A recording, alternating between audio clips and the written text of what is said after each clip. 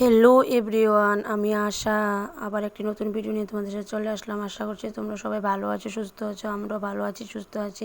দেখতে পাচ্ছ সকাল থেকে ভিডিওটা শুরু করে দিলাম। পুজো দেওয়া পুজো দিতে আসছি আসলে মানে বাসন্তী পূজা ভাগ্নির বাড়িতে, তাই জামু। এটা ছিল কালকের ভিডিও। আসলে কালকে বাড়িতে এসে আর ভিডিওটা দেওয়া হয়নি। কালকে ছিল অষ্টমী পূজা, তো আর ভাবলাম আজকে ভিডিওটা তোমাদের সাথে শেয়ার করি। তো দেখতে থাকো, পাশে থাকো। দেখতে পাচ্ছ পূজা দেওয়া শেষ, পূজা দেওয়ার শেষের মতোই দেখতে থাকো, পাশে থাকো। আর ভিডিওটি ভালো লাগলে লাইক কমেন্ট শেয়ার অবশ্যই করে দিও। আর চ্যানেলটাকে প্লিজ সাবস্ক্রাইব করে দিও। দেখতে পাচ্ছ আসলে এটা বাম হাত দিয়ে পূজা দিচ্ছে না, ডাইন হাত দিয়ে, কিন্তু ক্যামেরায় দেখা যাচ্ছে বাম হাতে। তো আজকে শুধু সরি শুধুমাত্র পুজোতে যা যা কি করলাম কি করলাম এটি দেখালাম পুজোতে গিয়ে।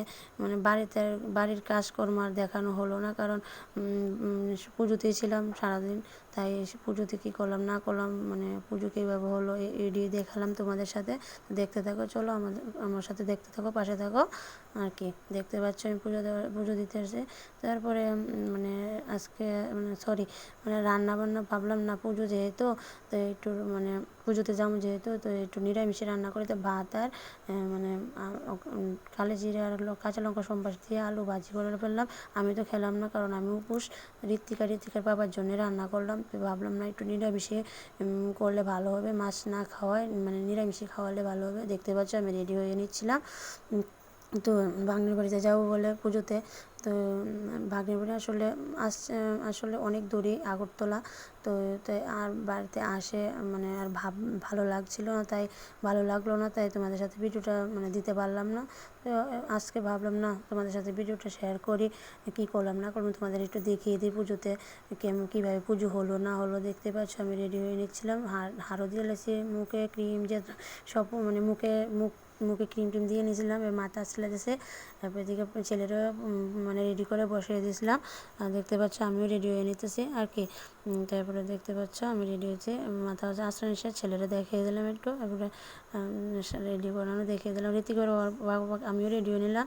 ঋতিকের পাপাকে বলছিলাম যে তুমি একটু দেখে নাও ক্যামেরা, না না তুমিও দেখো, আমি দেখা যেতাম না। তো দেখতে পাচ্ছ গাড়িতে উঠে গেছে, আসলে আমাদের নিজের গাড়ি নিয়েছি। ঋতিকের পাপা বলেছিল, দেখতে পাচ্ছ ভাগ্নের বাড়িতে এসে পড়লাম। আসে দেখি পুজোর অঞ্জলির আয়োজন চলছিল। তো দেখতে থাকো, পাশে থাকো। ঘরে বয়ে গেছি, তোমাদের একটু দেখিয়ে দিলাম। ঘরে এসে বসলাম। এবারে তখন পরে যে এসে এবারে আবার ভাগ্নিরও দেখো, গোপালকেও দেখিয়ে দিলাম ঠাকুরঘরটা। গোপাল খাটে বসে রইলো। এবার দেখতে গরম লাগছিল, বাইরে এসে মণ্ডপের সামনে এসে একটু ফ্যানের বাতাস খেয়ে ফেললাম। এবারে অঞ্জলি লওয়া শুরু।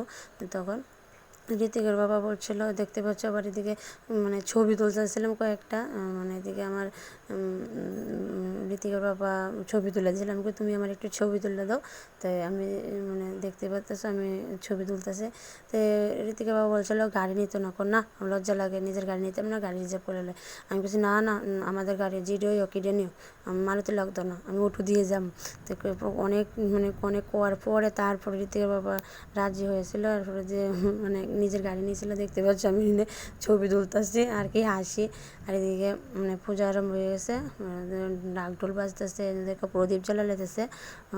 প্রদীপটি আবার মাটিতে রাখবে, রাইকে সেটা জ্বালাবে। এটি সবাই মিলে জ্বালালে বলে ভালো। তো তোমাদেরকে একটু দেখিয়ে দিলাম। দেখতে থাকো, পাশে থাকো। দেখো দুর্গা মাটা কি সুন্দর দেখতে, দেখো।